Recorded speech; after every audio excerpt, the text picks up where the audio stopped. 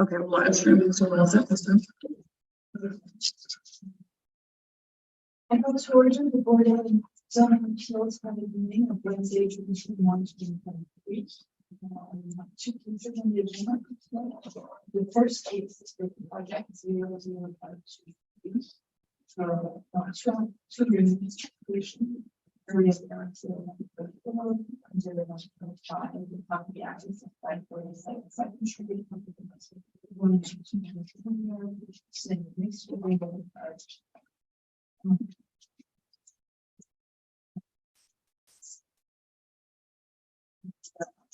proposals constructed 6 foot probably in chain link fence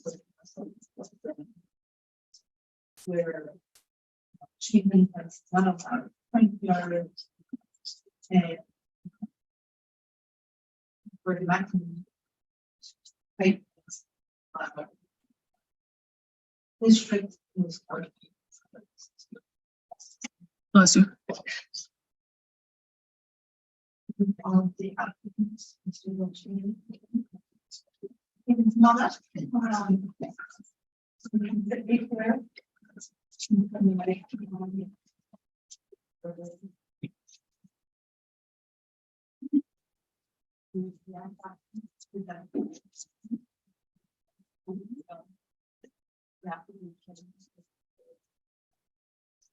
why do they think that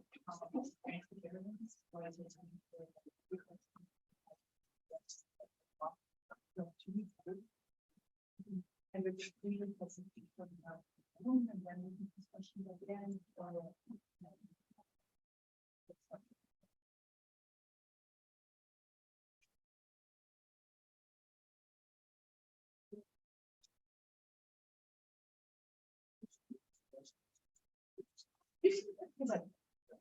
the first step is going to be explaining, why we should grant the variance, what the variance is for, kind of, then summarizing the application for us. And sometimes as you're going through that process, we'll ask questions. Well, the fence is kind of a safety issue. The main reason I'm the problem. Excuse me, would you mind just speaking into the mic, just so that I can pick up in the live stream? And then I could also go through the PowerPoint presentation you sent, and that will help you walk through your application. Okay, perfect. So I'll go to the next slide, and then if you'd like me to go to the next slide, just let me know, or I'll just casually, move forward. So we'll start with the project location. So just let us know, where this building is. 547 2nd Street, Albany, New York. Cross Street to the North County and Ontario. It's a commercial building. I park my tow truck there. I have a tow truck business. I park my personal vehicles there, and I use it for office space. But as you can see, to the right of me, the neighbors, it's kind of a sticky situation. That's why when I bought the building, I told the dude I need a fence put up in front of the building. It's a big glass window in the front that's already cracked from the kids playing back there. From when I bought it, when I asked him why it was a crack, he told me why. So I told him I want to stop by the building if I could fence put up. And that's what happened. So that's why I bought the building. And so I think, from what you're saying, for clarity of the record and my understanding, the fence is already up. Correct.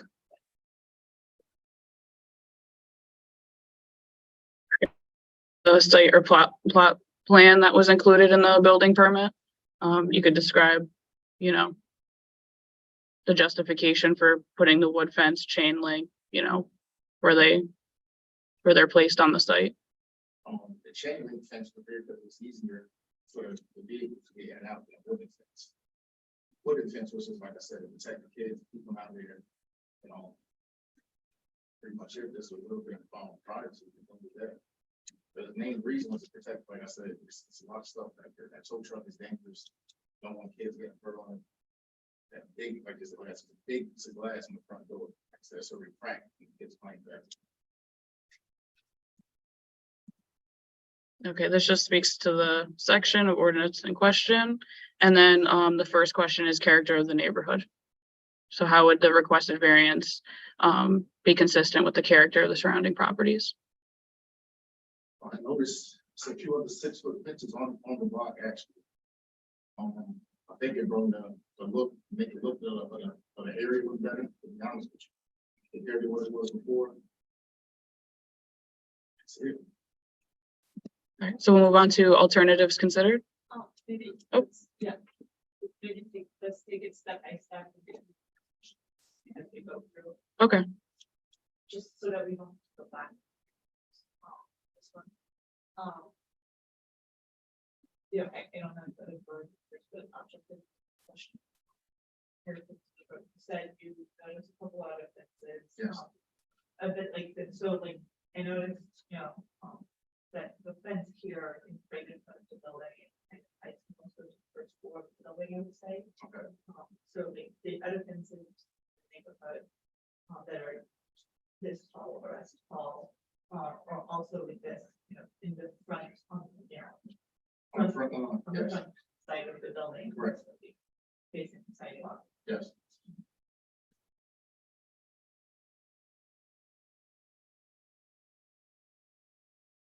do any other board members have questions about the character of the neighborhood at this time?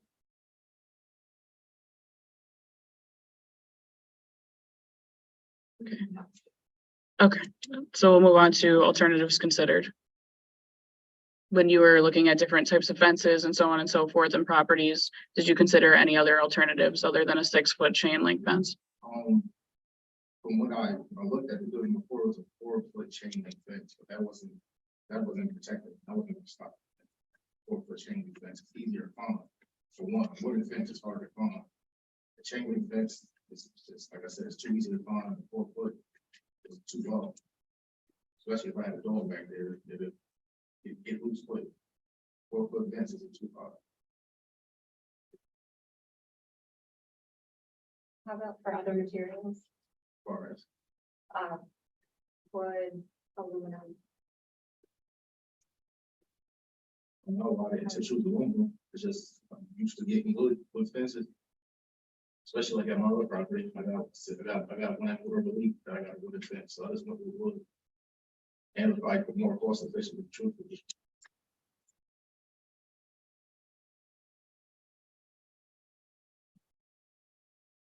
I think the 6-foot fence has made a difference.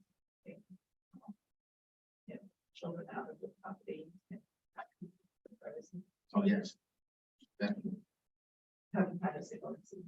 I got the ring camera, I got the doorbell camera, so I see everything. Nobody's going back there. The people next door are pretty cool. But like sometimes I see they might throw a toy over there or something like that. They'll wait till I get there to open it. They'll say they send a kid over to get his toy. Go out of business.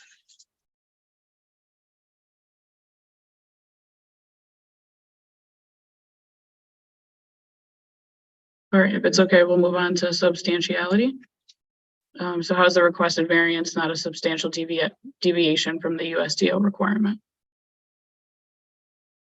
So would you say, is it like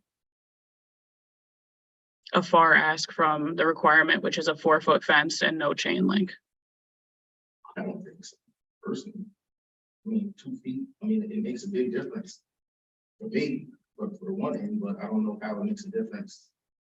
As far as you guys, I don't know, to be honest with you, but the 2 foot, the depth and keeping the people out, keeping the kids safe. 4 foot, like I said, that's not too, it's not too tall. It's not safe, you ask me.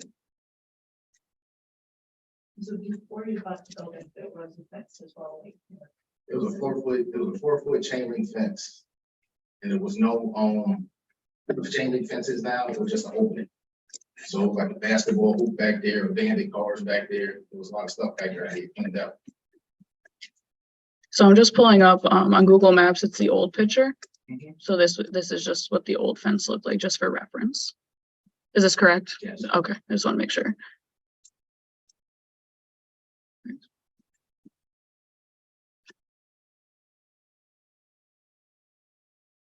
Basketball hoop right there, that front door's a big piece of glass. There was like a lot of abandoned cars in the back. Even found a tent back there. Like somebody was camping back there, staying back there.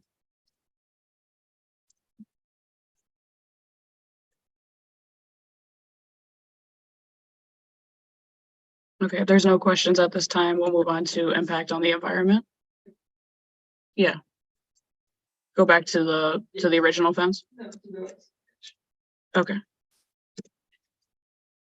Do you think there's anything specific, particular to this property that, you know, specific to this piece of property that that needs this extra, right?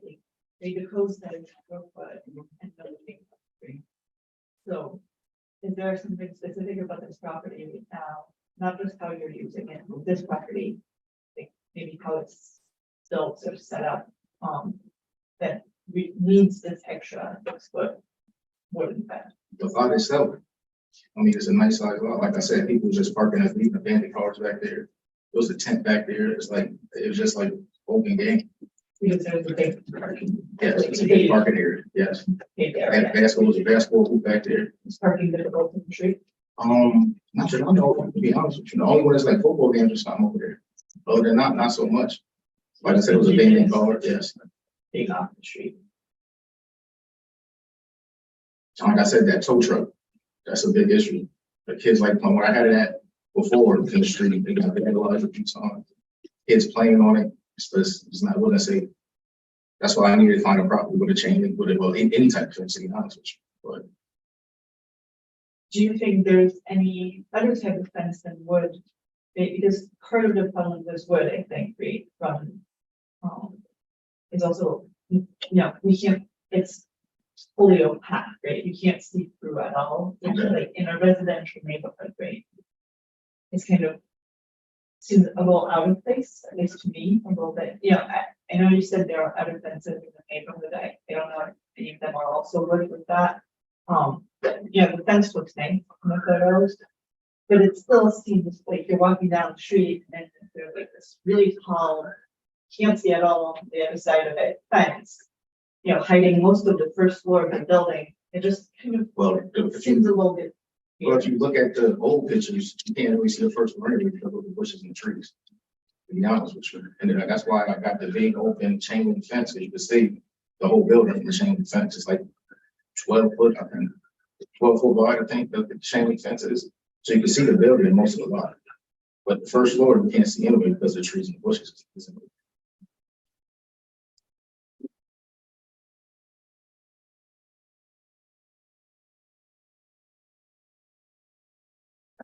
Are there any other questions at this time? Okay, so we'll move on to impact on the environment. So how would the requested variance impact the surrounding neighborhood through potential impacts such as drainage, traffic circulation, dust, noise, odor, public services? And lastly, self-created difficulty. So how is the need for the requested variance not self-created? So, you know, you have your answer, you know, up here, if you want to use that to refer to, but, you know, did basically the applicant create the difficulty, or is it the circumstances that created it? So you have to describe, you have to move forward and describe and answer the question. Does that make sense or no? Okay. Yeah, you said that. And the PowerPoints are part of the record, right? So. Yep. I think we can just read it.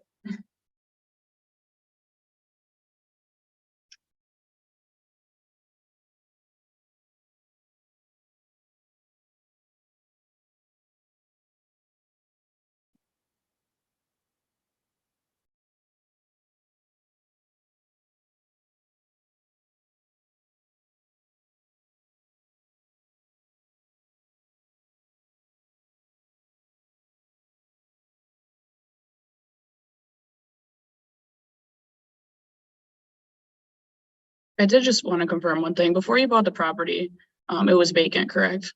Yes. Okay. Do you think that's the reason why people park cars and so on? Because people knew in the neighborhood that nobody But occupied the building? The owner was going in and out there because he had stuff in the basement, like windows and stuff like that. So they knew, well, I mean, somebody was going there. Right. Yeah. Okay. The power was on still and everything like that, but he was, I don't think he was using it for like storage or supplies for like his other properties. Okay. But somebody wasn't on the property No. to your knowledge, I like, lived in there, used it. right. Okay.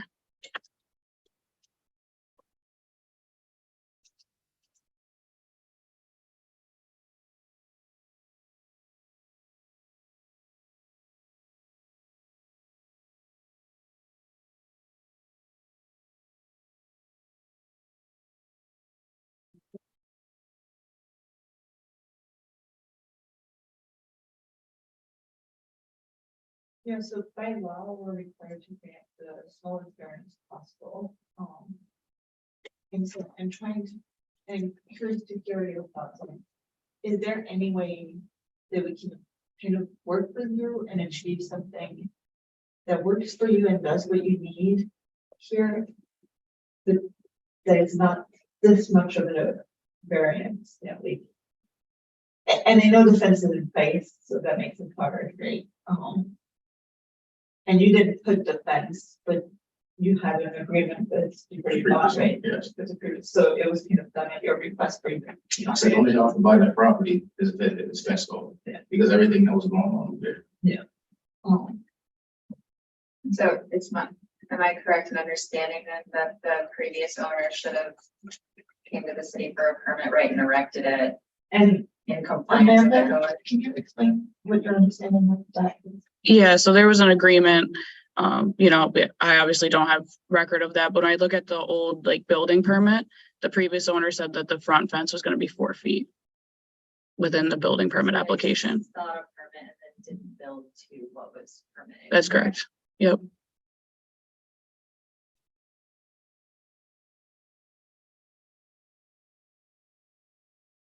I guess I'm sort of in the same spot where you are, where like I recognize that, like, given, you know, the private property behind the fence, like I totally recognize the liquidity concerns, right? And I think there's some additional work that can be done on the application to explain like why, you know, explain the situation that you inherited, why certain materials weren't considered. Like our chairperson said, like, words, our responsibility is to interpret the code, and just do the applicant's job, right? Is to work with us in the city to try to just recognize like where we're sort of stuck working with this, and like do as much work as possible to explain, you know, if there's a way to justify what's there or make some modifications that hopefully aren't, you know, too extremely prohibitive for you. So yeah, I'm sort of wondering if there's some additional work and additional language that can be put in the application. And I also wonder if, I don't know, would you consider, and I know you said that the 4 foot, like, didn't keep, but like, if we could get the fence to 4 foot, I mean, that at least would, you know, mean the fence is complying with the, I think, like, it's, you know, a long 6 foot fence. So like, now we would have 4 foot of like fence that like at least would comply. The chain link, I think, you know, I understand it, like, simply there, I don't see that as much as an issue. And I don't know, is it possible to cut off 2 feet?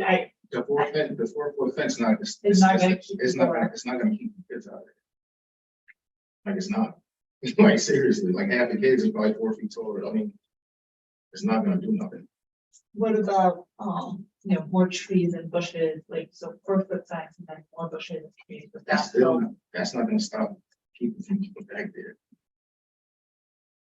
Is this a double lot that's now just a single lot? Like, or is it just the perspective of this photo that makes this lot, like something unique about this lot is that it looks wider than all the residential properties on the street? So there's a lot more land to essentially be fortified against children. I'm not sure if it was ever consolidated, but it is a larger lot. I could do the aerial view now. 2 or 3. Yeah, The people next door, they always got something going on. Literally. yeah. So that's something I think that it could be added to the application. Like if you look at the width of this lot, it's something that gives, I think, a unique challenge about, you know, especially in like a mixed use residential neighborhood, like this one is operating as a business, but it's substantially larger than the others. Just something I've noticed when I look at it.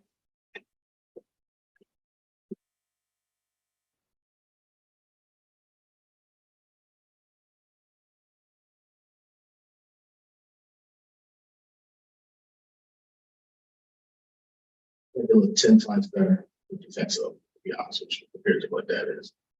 And once you can see the neighbors, they had all this stuff over there, so you can see stuff in the video, in the photo. I think, you know, I think the rule of the 4 foot fence, right, especially in residential neighborhood, is that we don't really, and this, I mean, I'm hearing like if you live in a city, right, so you're not like. You know, like you're not walking around barricaded places, right? Like buildings are visible right away from the sidewalk, right? And so I think the 6 foot So the wooden building, fence is what, so the building is not visible? yeah, I mean, it's visible, but like most of the first floor is that, right? Like you can't see most of the windows, which I understand is like, I think that's what I'm struggling the most with. But I also understand what he And just it's saying saying. residential area, but this, isn't it considered like a commercial property? It's a commercial property, but there are residential properties surrounding it. It's not, similar to Central Avenue where it's all commercial properties. I do also want to say, I think the thinking behind it is if I'm a little kid running, right? Usually you want the fence to be shorter or more, the opacity to be higher so that I could see if a car is coming in or out. Because if I'm a little kid running and you're taking your tow truck out, I don't see it until I go to that chain link fence. You see, so it's a safety issue for pedestrians and cyclists. Again, same for those who ride bikes, right? I can't see past that fence until I'm biking right to the chain link. So it's a safety issue in the other aspect as well for pedestrians and cyclists where I can't see if a vehicle is going out of the property until I'm right at that chain link fence. Does that make sense? It makes sense. Okay. So like, I've been there since about what, I think October, no issues. Like I said, the kids next door, like they're, I pretty much communicate with them. So like, even when I'm leaving or coming, it's caution. They know, or even if I get out, make sure nobody there, I'll let the kids know how to pull out. That's it. Sorry, I don't have the USDO up in front of me. Is there an opacity requirement or like a maximum opacity in MUNE? It's either or. So it's either 4 feet or 60%. Okay.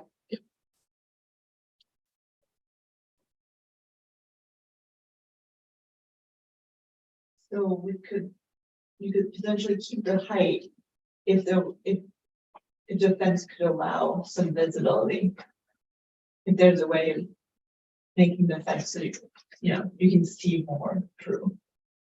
Which I understand the fence is already up, but.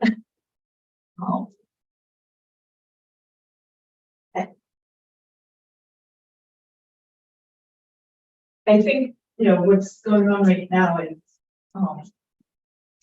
legally, it's very hard for us to grant this variance. It's a substantial act, which doesn't exactly meet the character of the neighborhood. I think there are probably more alternatives that can be considered.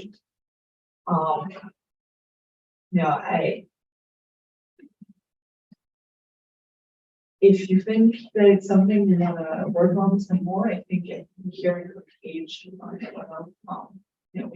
have a motion to discuss revisiting this motion at another meeting. Or if you want us to just vote on this, we can do that as it is. I think. Think about what's trying to be quick.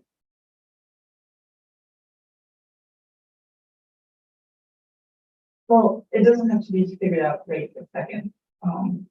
So maybe is there a motion to table this meeting till the next meeting and we can revisit it at our next meeting, or if there's a motion on the variance. If it is going to be tabled, just let me know what you'd like me to ask from the applicant, so I can work with the applicant before the next meeting. Thank you.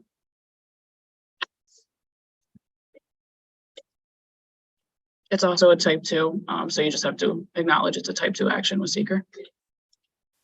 We could do that after, right? Right, yep.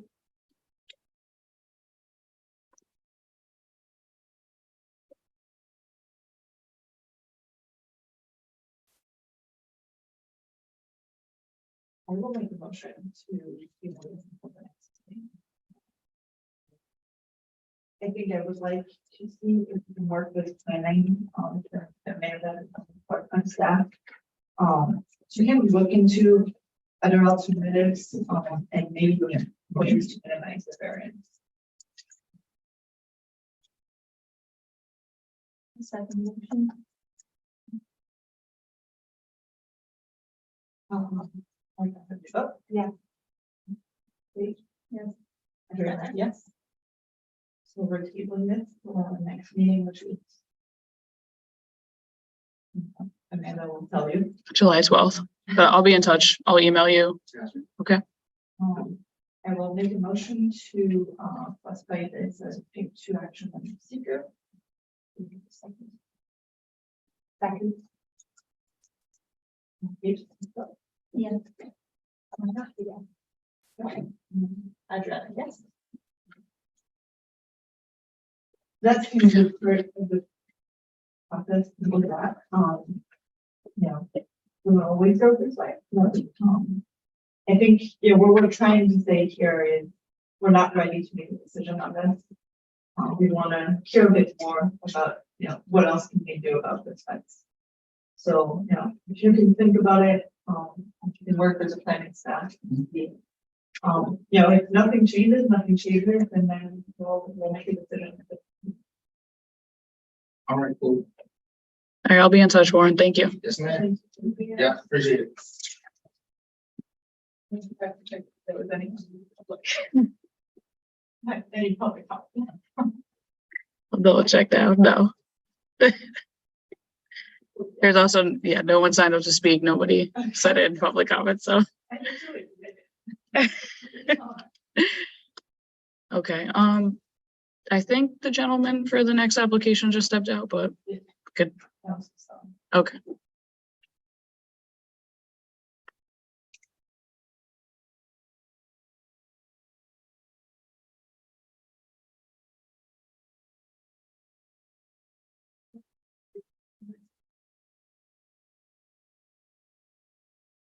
Thanks, Anna. I appreciate it.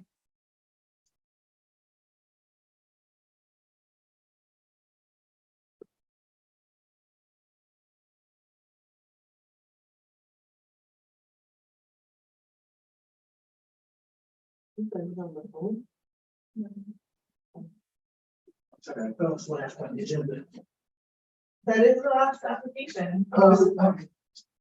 That we have for tonight, project number 00527, application area variance 0158. We have this from Whitfield, Washington, as an extension.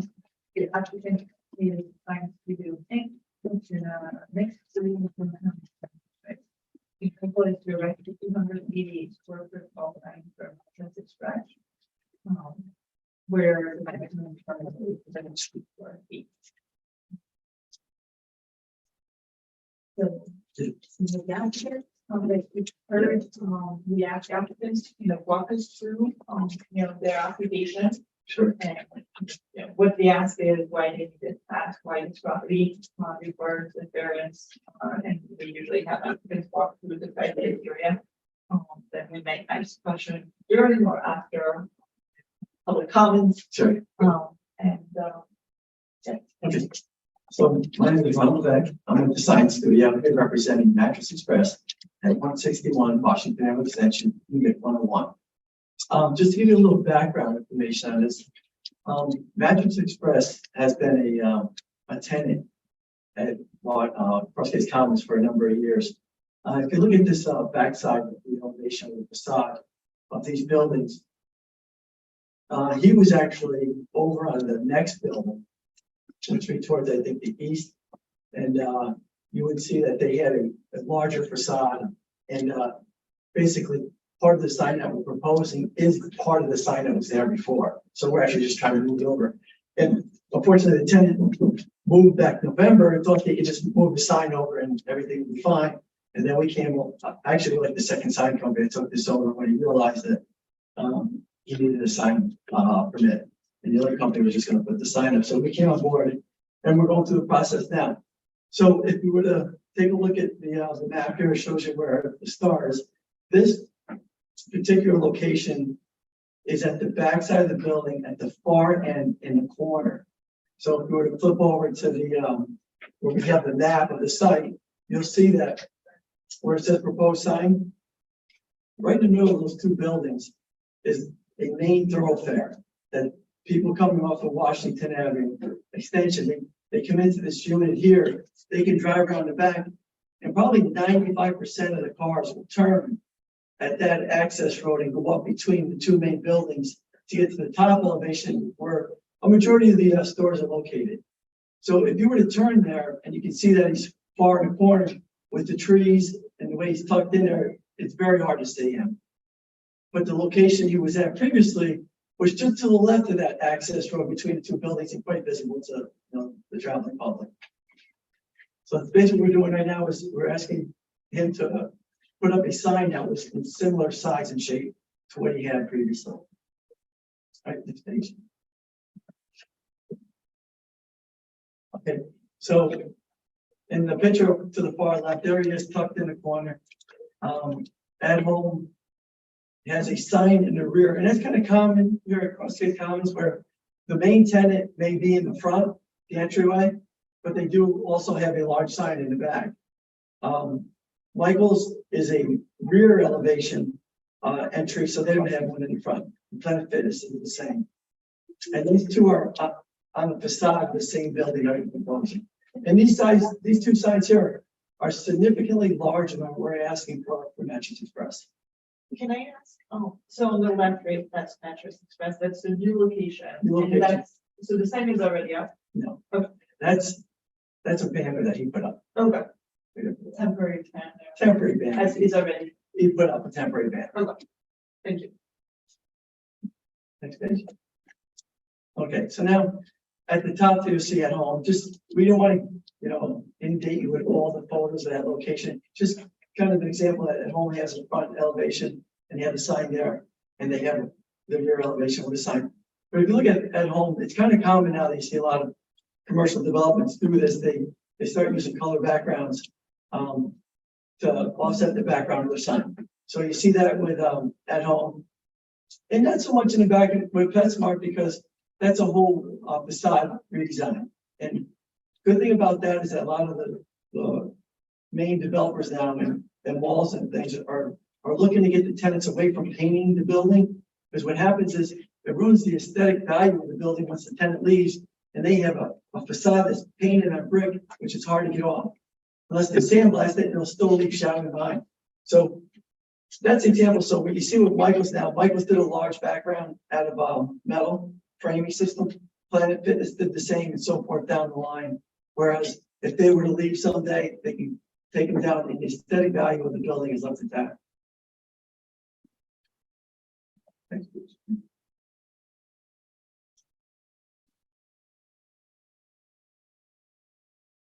I did, when I did submit this, I wrote some notes on it. I don't think they're going to appear, but this is the picture of the previous location.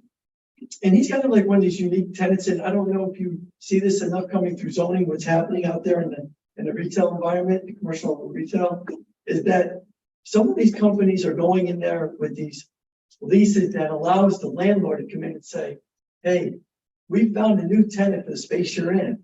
And of course, this new tenant coming in, they want to sign a long-term contract. It may be a per square foot higher price they're getting. But because a company like Mattress Express say, look, I can't afford, say, for example, $10 a square foot. How about $6 a square foot? And if a new tenant comes in, I'll move out. Or if you can relocate me somewhere within the same facility to another vacant spot, I'll take that. So that seems to be happening a lot. You may not see it here as much because sometimes they'll do this with within the code. So if they were saying about 132 square feet and they were moving over, they were taking the same exact sign, and it was 132 square feet, it would just go through the building department and the building process for a sign permit. It would never come to zoning because in this area here, where only 32 square feet is allowed, and I don't think there's probably one sign on that building that's 32 square feet. It proposes that, all these tenants will have to come to the zoning board to get approval for the signs, even if they do move it. But that was the previous one, and that is a EPIS background painted, and the sign is actually on top, mounted to a raceway, so the sign can come off, but the blue stays on the building. And that sign has been taken down, so there's no dual signage on there now. And that was and to my knowledge, was a permitted sign. Okay, and what was Mattress Express before it was Mattress Express? It was Mattress Express, but what they did is when they moved to a new location, they decided to add in furniture to the sign that we're Okay. proposing now. Did they get a variance for the versions? That I'm not aware of. So this sign here, you see, that was their location they moved out of in November. And then, so the new location, what was there previously? The new location is like, the location's like 4 doors down. Yeah. They don't have a sign there yet. What was it like Party City or Radio Shack? You know, it could have been, I think Party City was on the left. I didn't see an existing sign there when I went and met with the client. Okay, So it was all vacant by then, so I'm not aware what was there previously. and just, yeah, it's variance is run with the land, so I'm curious, but I guess. I think it was Ollie's before, Ollie's Bargain Furniture. Okay. I didn't see a variance for this Mattress Express sign, but yeah. But they're moving a few doors down. It's like a attest to that. They have a variance, so. All right, so then if you want to move on, I guess the next photo. So this here is just basically showing you that where the access road goes up in between the two buildings. If you were there making that turn, as you can see, way out in the distance is the corner of the building where the sign would be located. Very rarely does anybody take that left-hand turn, unless they're going mostly well. Occasionally they'll go through the other tenants there as well, but they like to go down to the next entryway in, which brings them in front of the facade. And then the picture on the far left, that's it. And actually, the center picture, that's if you were standing at the tenant location and looking outward across the parking lot. Any questions on that?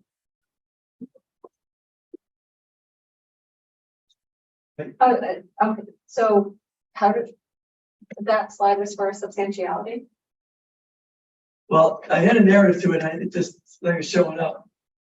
Is that it's showing that the requested variance is not substantial, and the fact that we need the visibility, you know. So, and for what he's had there before, and what we're asking now, and he's going to carry through on stuff all of these criteria that, you know, it's basically something that was there before, found to be within compliant of the, you know, or within basically we come to the zoning board with this. We look at what's there now, and we say to ourselves, well, what size sign should we propose? Well, we don't want to try to go above and beyond what was previously approved by a zoning board.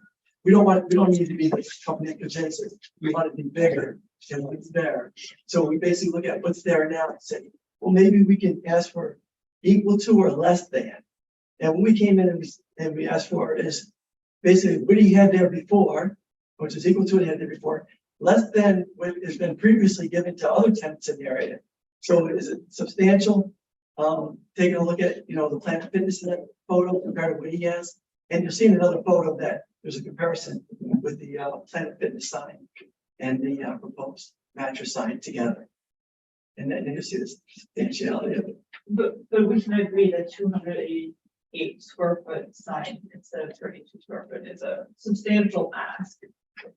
The substantiality is maybe not just enough, right, which is what you're getting to, which is that substantiality can also be like the sign, the 282 square foot sign request in the context of this building and of like this type of facade of building.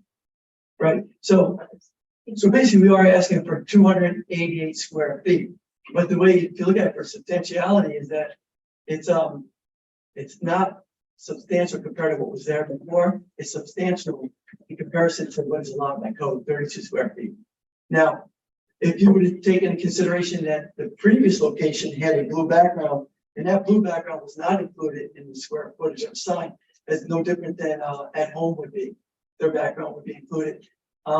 You would see that the actual sign itself, if it was just placed on the brick wall, without it, I think it's like 127 square feet or 123 square feet, which isn't substantial as 288 square feet.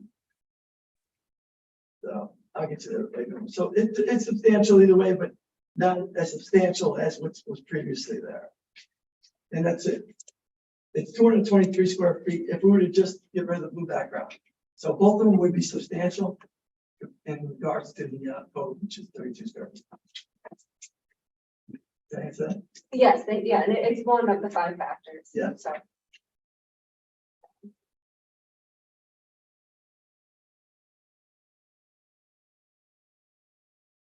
Impact on the environment. Okay, so by mere nature, the signs don't really have much impact on the environment as far as the drainage. So basically, the only impact on the environment is going to have is aesthetic value. So if somebody doesn't like the color, if somebody doesn't like the shape of it, if somebody doesn't like the illumination of it, and that sort of thing, no residents will be affected by this sign. Is it gonna have, lighting? It's gonna have internal. It's gonna have internal lighting. It'll be internal. It would be coming out to acrylic, white acrylic. So it's visible. It's visible at night. But like I said, no residents in the area will be able to see this sign at night. You know, it's just tucked in the corner and The birds will. if the birds will. If the birds have a problem, I think we probably all should have a problem. So yeah, so I think, you know, impact on the environment would only be an aesthetic value, and it decreases because it is at the back of the building. It does face a tree line that on the other side is the highway. So I think it's just very minimal to very little to not impact on it. It uses low voltage power drivers, so it takes up very, very little energy. So it won't impact the grid that much at all, if any, compared to what, you know, previously used to use neon signs with high voltage drivers. So this is all low voltage. And I just brought up the sign rendering for your reference. Yeah, there it is. So if you see Mattress Express, the Mattress Express came from the previous location. It's in storage right now. And that's going to be used on the new sign if approved. And we're going to be adding and furniture. And if you were to just take the wording alone, it'd be 123 square feet. But because we included the blue background, it's 280 square feet. As you can see, if you were to compare the Mattress Express on the blue background on the previous location, we're probably a foot to the left and a foot to the right, and maybe 2 feet down. And that's what we're basically clipping off of that building, moving over and adding in furniture. Okay. Is the blue background part of branding requirements or anything? It's not part of the branding requirements, but it's part of his I would say corporate color guidelines that he incorporated for himself. So a lot of his advertisement websites and that sort of things incorporate those colors.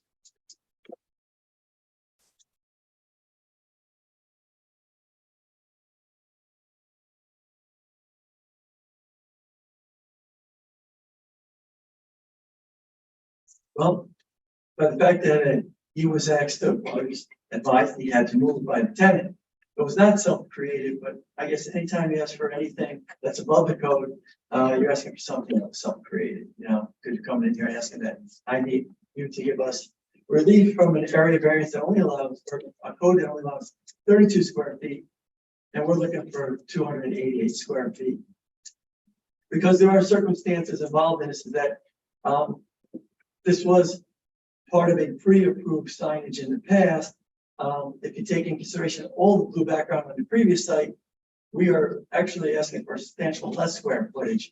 But if you don't take it into consideration, you might want to take into consideration that what we are asking for, even though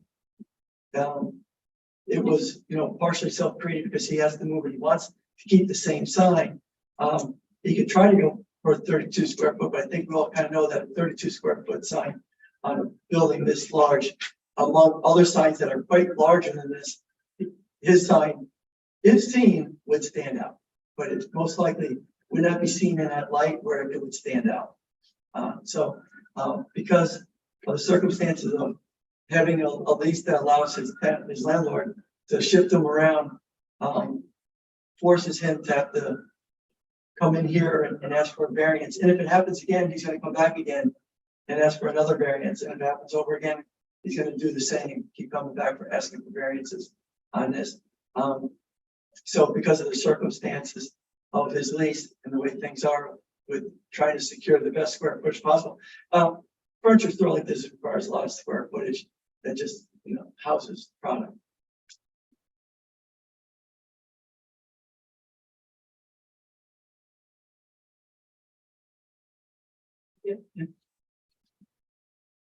Any questions?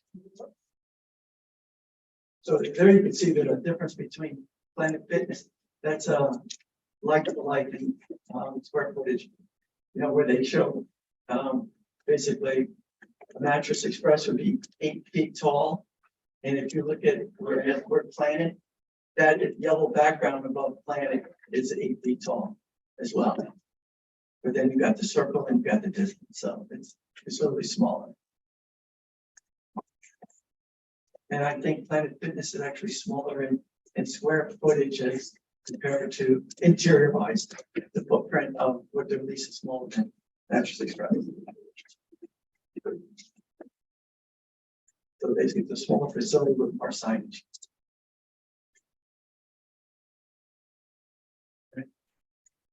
Oh, There's no one online for public comment, by the way. yeah. Yep.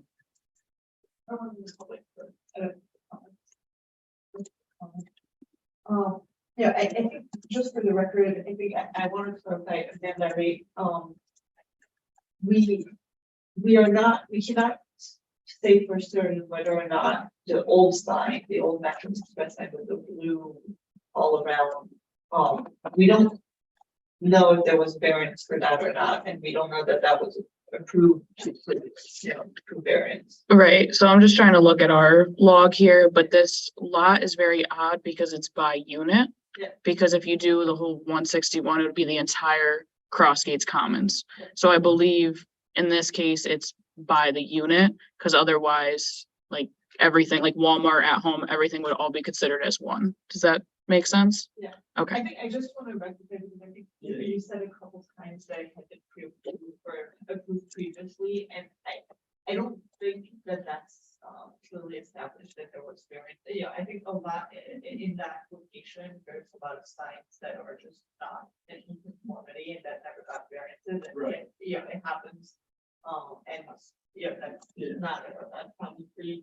I just, for the record, I just want to clarify that thing. Right, so I'm not sure what Planet Fitness with Michael's or Yeah. Mattress Express, any of them have a sign permit or variance, I'm not sure, I have no knowledge of that. So basically what we're showing, what we're putting up there is just in comparison with there. Yeah. Whether it's really compliant.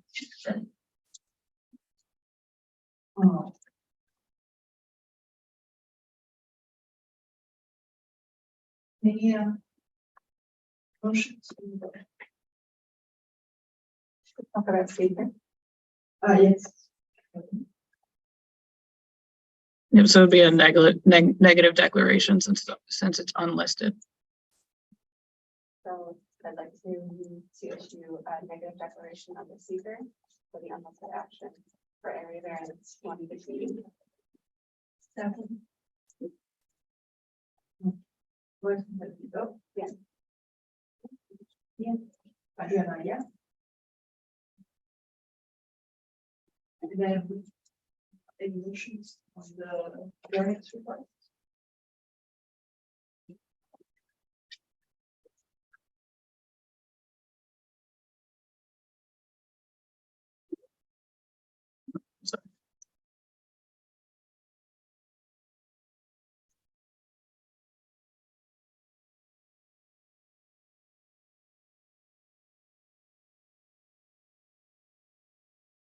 I'll make a motion to the area variance 0158 to allow for 200 square foot sign for the back.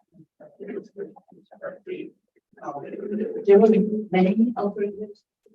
It's substantially refined, but during the structure, and that there's no environmental impact. I think in the context of the location, I don't see any reason to deny this variance. Second.